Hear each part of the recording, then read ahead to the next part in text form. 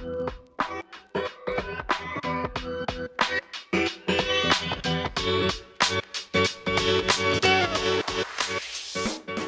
folks, this is Didier from Pikcio. This is your AMA session, and I have in front of me 3 questions today.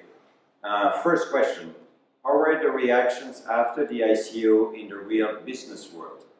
Well, they were actually pretty overwhelmingly positive.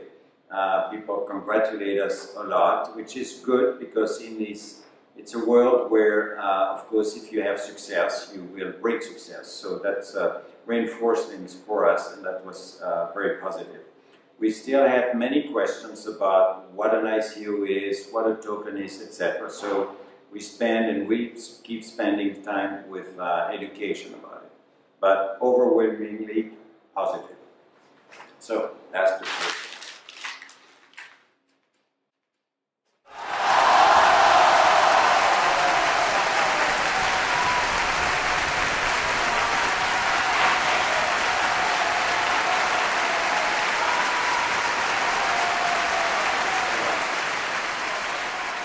Alright, second question. Is Pikcio Beijing in operation? And where do we stand with the other offices? Pikcio Beijing is actually not Beijing anymore. It's Pikcio Shanghai.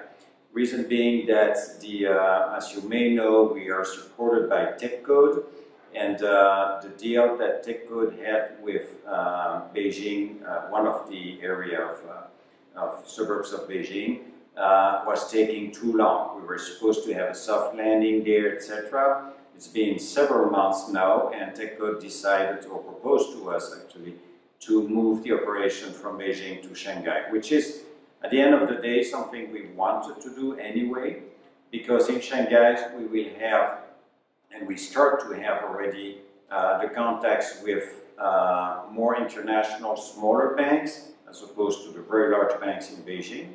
Secondly, the car industry, for whom we are going to China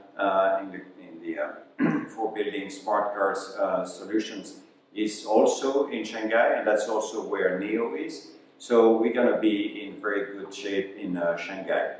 I will go normally by the end of May, and things should be ready by then. So that's for China. Now, the other offices, the existing ones, are the one in Montpellier, as you know, it's growing steadily. The one in Lausanne as well. We have a little expansion in Zug, just next to Lausanne. Then we have the one in Paris, which is growing as well, with Gonzague leading the charge there. Boston is recruiting. We have 3 people there, and we should be 5 by this summer. And we actually start to have pretty good feedback in terms of sales, and we'll share that hopefully pretty soon. Now we have the office in the Middle East, in Bahrain, which is, we already have 5 people there. That's probably where we're going to stand for a bit, and pretty successful there. I'm flying there not tomorrow, but the day after. And the next steps will be Kuala Lumpur, where I'm going to be on May 11th before going to Japan. So these 2 are on the pipeline for or due diligence in terms of settling office there, but I'll keep you in the loop. That's it for the moment. So, second question.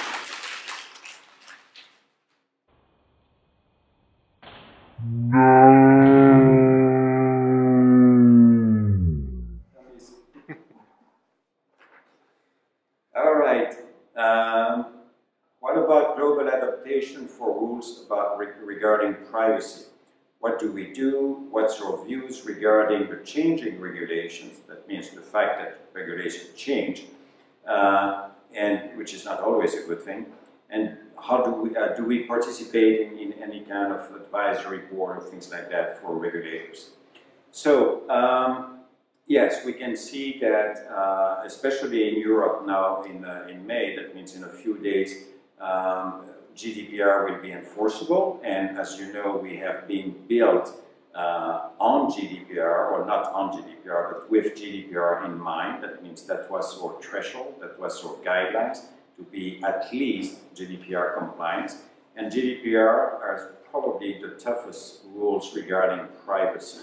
So with that in mind, we can probably face any kind of local regulation, which is true even though they're changing, which is true from China to the US to Australia.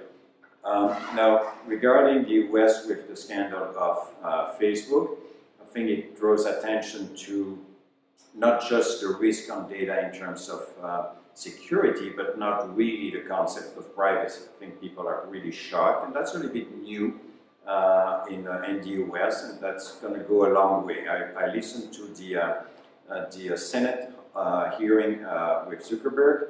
All the questions from the senator were basically taking out of the GDPR guidelines and see if they could adopt that in the US. They're probably going to work at that. No, you can imagine that the lobbying of the big GAFA, who are making a lot of money of these breach of privacy, basically, will push back a lot on that. But at the end of the day, even in the US, they probably will have some rules, in general rules, not just vertical rules like for health or banking, etc. Now, in terms of our role, yes, we do participate to a lot, especially in Europe, a lot of different associations, a lot of work group regarding privacy, regarding digital identity, etc. We haven't done that too much in the US because there are not that many, but now we will, and actually that was part of our, one of the decisions we took at the offsite meeting this week, was to hire somebody in charge of that specifically. So mixed lobbying, mixed participating with all the different regulators, because now we are spreading all over the world, and we wanted to have our voice listened, not just in terms of technology, but why we exist, which is exactly that, your privacy. So the answer is yes.